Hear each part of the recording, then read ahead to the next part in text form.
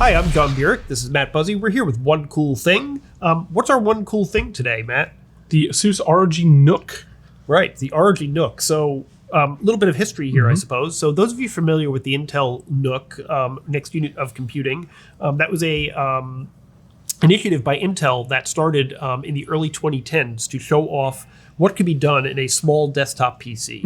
And there were various forms of the NUC. There were small ones that were about 4 inches, 5 inches square. We had some models that were, stand-up guys like this. Even some sticks. We had sticks. Yes, well, actually, that was the compute stick, as I recall correctly. I don't know. Was it a NUC? I don't think it was a NUC. I think it was just compute stick. That was a different thing, maybe.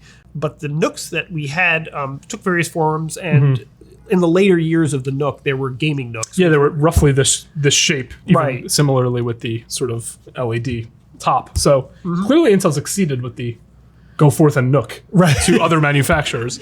Right. So we actually had a larger NUC even than this at one point towards the end of the NUC's life. So when I say the end of the NUC's life, Intel divested itself of its NUC line about a year ago and sold the operation to Asus. Gets a little complicated. So basically Asus took over Intel's, not only the branding, but also the support program for existing NUCs and is also able to manufacture future NUCs. But that said, it's not exclusive. There's also NUCs that are made by MSI, by Asus ROG. So there's no longer... They wanted to keep the NUC concept going while also stewarding the NUC, the noble NUC. But until, Asus came into the picture, all NUCs that were branded as NUCs were made by Intel. So now Asus has the first of its gaming versions of the NUC. We've also seen and reviewed a smaller productivity desktop version of the NUC.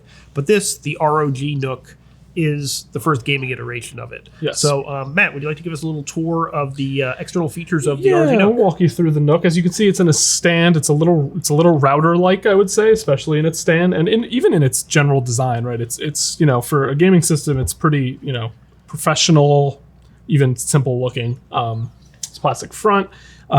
The power button's up here. There are some ports out here, including a full-size SD card slot, and the really only sort of pizzazz and flash is in the logo here with some LED, which also has a little more to it than what it might appear. Right, yeah. There's apparently, like with some of the earlier Intel NUCs, the ability to put an overlay underneath here. You can take the side off and put your own custom logo there, which will light up from the inside. And like a lot of other Asus gear, this supports Asus's Aura Sync technology, which lets it... where you could both control the lighting on the chassis itself, but also have it synchronized with other external peripherals that support Aura Sync. And it is in this stand, but there are feet on the bottom here as well, so you can, of course, lay it down like a more traditional looking desktop. Yeah, I was going to say, I don't know if this makes it look any less or more so than a router now that I see it on its side, but it has a router-like look to it. It just does. Yeah, and actually the back panel here, we're going to flip this around, is so many ports. So many ports, quite a few. So let's take a look at what we got back here. In terms of the front, we mentioned there were a couple of USB-As up front. And the interesting thing about this machine is that the USB-As on the back, 2 of them support 20 Gbps throughput rates, which is USB 3.2 by 2, which is not the most common port to find on a desktop or a laptop. But there are certain external SSDs out there that can achieve those speeds if they're connected to such a port. This is one of the less common systems that actually support 20 Gbps USB. Also back there, we've got an HDMI output. We've got a Thunderbolt 4 port, which can also be used for video output. And then 2 DisplayPort connectors, which are, over here and over here. So you're able to do up to 4 external monitors at 4K with this unit. So if you're trying to power either a wall of monitors for display signage, which this is probably overkill for, or if you want to do like a 3-monitor gaming Uber setup, you can certainly power it right off the box here. Yeah, you wouldn't opt for the ROG version of the NUC if that was your intention, because this is meant, as all ROG systems are, as a gaming machine, which leads us to the specs. Right. So there are a couple of base SKUs of the ROG NUC. The one we have is the higher end one, the 970. There's also one called the 760. So in terms of like the base specs, let's take a quick peek over here. What we got? This one's a Core Ultra 9, Yes. which is a Meteor Lake system. So Meteor Lake is Intel's almost most recent, I guess. Yeah, first generation AI chips. Yep, with a neural processor on board. As we're doing this, soon to come is the Intel second gen Lunar Lake system. Excuse me, chips for laptops, which will be coming in September.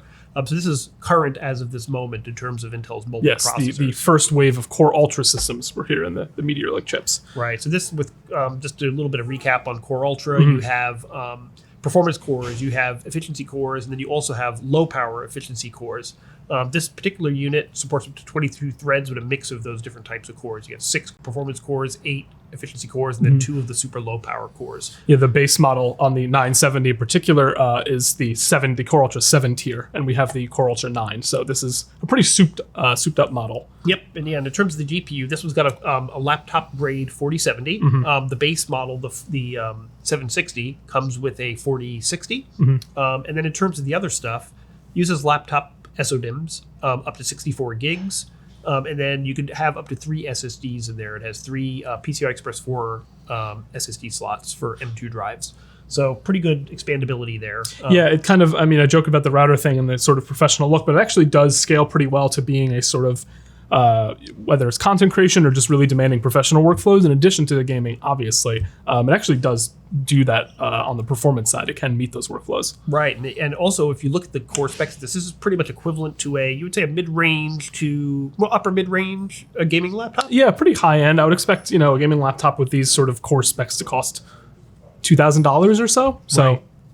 And that's around what this SKU comes in at. Yeah. Yeah, $2,199. Yeah, the base model's a little less. It's in the 1600s, I think. So, $1,629 for a base Core Ultra 7 with a 4060. Yeah, which is a pretty good starting point considering the rest of what you get. Obviously, compared to a laptop, you need to get the monitor and the other peripherals, but you get a bit more power out of this, even though, of course, these are laptop parts. This is not a full-size graphics card, and it is the mobile version of the chip. So even more in common with gaming laptops. Yeah, actually, one other thing we didn't touch on is the connectivity on this. We talked about the ports, but the actual internet connectivity supports Wi-Fi 6E and 2.5 Gbps Ethernet. So definitely above average Ethernet connectivity here if you happen to have access to high-speed wired internet where you live or work.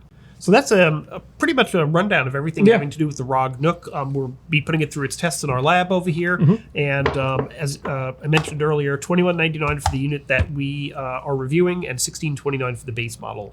So really looking forward to putting the next, I guess, generation and part of the NUC story out there to see what it can do. Yeah, the next generation of the next unit of computing. That is right. Yes, next. The next is now here. Yes, here we go. So we'll put those parts through their pace, see kind of where it stacks up versus a gaming laptop or a desktop. See probably somewhere in the middle, I would imagine, but interested to see what it can do. Right, fair enough. So thank you for watching. I'm John, this is Matt, and hope you enjoyed our look at the ROG NUC, and see you next time.